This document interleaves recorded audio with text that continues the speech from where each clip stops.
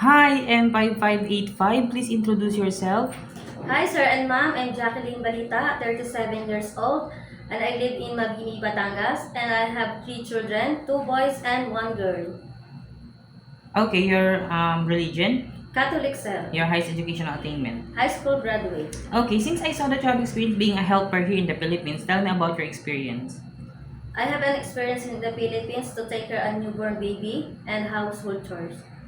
Okay, and also you have another experience on the same country here in the Philippines also. Tell me about your experience on the Yes, second sir. employer.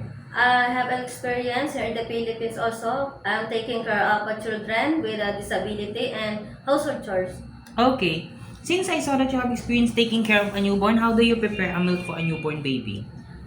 First, I wash my hands and sanitize my hands and the bottles. I wash the bottles and sanitize there, and I put milk inside the bottle and lukewarm water and uh, shaking the bottle carefully. And I check the temperature of the water before giving the baby. Okay, if the baby is crying, what will you do? I check the temperature and the baby diaper, and baby hungry. You will check the baby's hungry. If Yes, the sir. baby's hungry. Okay. If the baby doesn't stop to cry after you check the diaper and also the temperature and everything that you have done to the baby to make it stop to cry doesn't work, what will you do? I call my employer. Okay. Why do you want to work in Hong Kong? I want to work Hong Kong because of my family, especially to my children, to support them and to give their special needs. Okay. And how long do you want to work in Hong Kong? Um, More than a year, as long as my body can work for my Employer. yes, So it is okay to you to extend your contract if your employer wants you to extend. yes, sir. Okay. What will you do if there is someone outside the house of your employer telling that they were a visitors and they want to go inside? What will you do?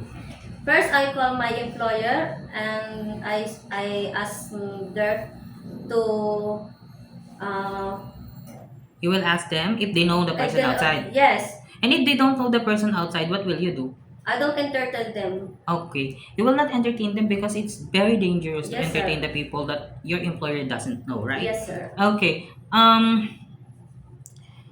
Do you know how to prepare Chinese food? No, sir, but I'm willing to learn to And cook in Chinese food. Yes. Okay. And how will you learn to cook Chinese food? I watch YouTube and and uh, And and my employer is a cook in the kitchen. I watch. you will watch, you will not Yes, help sir. them.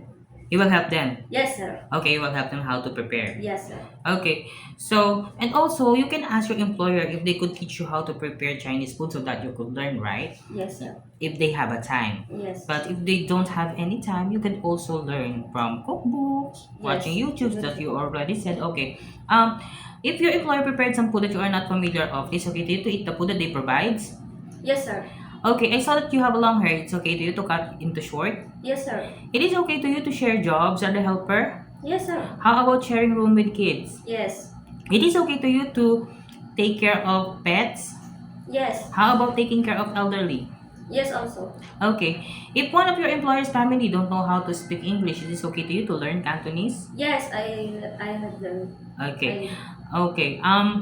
Last question. What will be your message for your future employer? To my future employer, I'll do my best for hire me, and What can you promise to your employer? I promise to do my best. Uh, Can you promise that you will be honest, yes, I promise to be honest. trustworthy, and responsible to Yes, every sir. job that you have given to you? Yes, sir. Okay. Thank you very much, M5585, Thank you, Miss sir. Jacqueline. Thank you.